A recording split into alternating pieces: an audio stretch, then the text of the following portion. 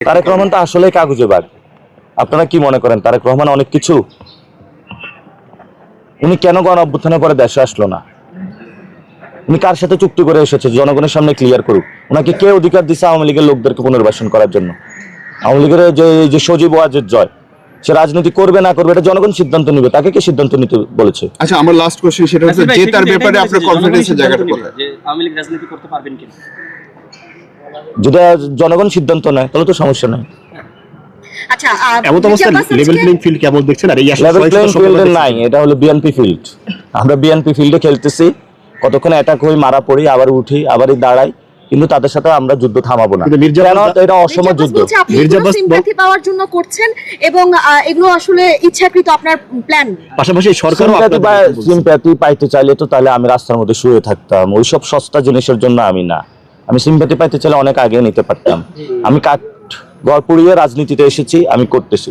উনি সাহস থাকলে আমি এখনো বলবো, উনি কালকে বলুক, যে কালকে জনগণের সামনে আইসা অঙ্গীকার করুক যে আমি মির্জা আব্বাস আজকে থেকে চাঁদাবাজি ছেড়ে দিলাম, আমি মির্জা আব্বাস আজকে থেকে সন্ত্রাসী কার্যক্রম ছেড়ে দিলাম, আমি মির্জা আব্বাস দুর্নীতি ছেড়ে দিলাম, এবং আমি যে অপরাধ করেছি এটার জন্য পুরো বাংলাদেশের ক্ষমা প্রার্থী। এবং সাথে সাথে যারা আমার কাছে টাকা পয়সা পাবেন আমি সবাই বাংলাদেশের রাষ্ট্রীয় কোষাগারে দান করবো, আপনাদের দিয়ে দিব। আলহামদুলিল্লাহ, ওনার সাথে তখন বুক মিলাবো। সন্ত্রাস থাকাকালীন, চাঁদাবাজ থাকাকালীন কোনো কম্প্রোমাইজ হবে না। এটা শুধু মির্জা আব্বাস না, 300 আসনেই তারেক রহমান এইসব গডফাদারদের দিয়েছে। কমিশনার কাইয়ুম কি ভালো লোক? স্বদেশ প্রপার্টিজদের দখল করছে। এই যে সাদেক হোসেনের খোকা, কালকে এক মহিলা আমার কাছে এসে কান্না করতেছে, 7 জন টিচারকে হলো স্কুল থেকে তারা বের করে দিয়েছে। এই যে খোকা পুত্র জমিদার, এই যে কি জানো ওনার নাম, ইশরাক, বেয়াদব একটা ইশরাক। তো এই যে তারা বেয়াদবি গুলো মানুষের সাথে করতেছে। এই যে রবিউল খুনের মামলার আসামি, চারিদিকে তাকায় দেখি সন্ত্রাস আর সন্ত্রাসে ভরা, কোন জায়গা যায় এসে পড়ছি। এখন আফগানিস্তানে যখন কেউ অ্যাসাইনমেন্টে আসে, সে আইসা দেখে কোন জায়গায় যে পা দিলে মাইন। আমি হলে এই অবস্থায় আছি, শাহজাহানপুরের দিকে যাই, ওইখানে একটা মাইন, ওই মাইন আমার হলো ডিফিউজ করতে হইতেছে।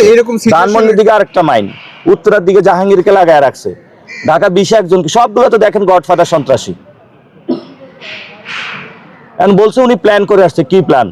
যেখানে হলো লিচু গাছ আছে ওই জায়গায় লাগাবে, যেখানে আম গাছ আছে ওইটা লাগাবে, আরেক জায়গায় উনি কি করছে, যেখানে মেডিকেল বিশ্ববিদ্যালয় আছে ওইখানে করবে, ওটার উপরে আরেকটা করবে। তো কয়েকদিন পরে ঘোষণা দিবে যে বিএনপি যেটা আছে আরেকটা বিএনপি প্রতিষ্ঠা করা লাগবে।